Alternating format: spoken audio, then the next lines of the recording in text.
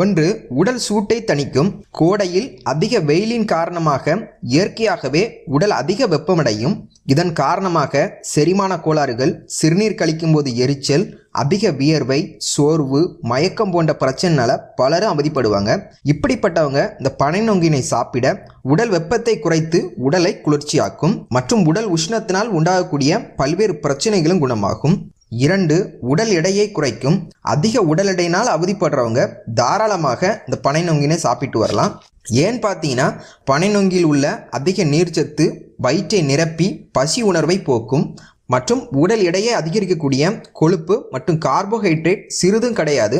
So உடல் எடையை குறைக்க டயட் ஃபாலோ பண்ணுறவங்க கூட எந்த பயமும் இல்லாமல் இந்த பனை நொங்கினை சாப்பிடலாம். 3, புற்றுநோய் வராமல் தடுக்கும். பனை நொங்கில் பார்த்தீங்கன்னா ஆந்தோசைனின் சொல்லக்கூடிய பைட்டோ கெமிக்கல் அடங்கியிருக்கு. இது உடலில் புற்றுநோய் செல்கள் உண்டாவதற்கான காரணிகளையும் அளிக்கும்.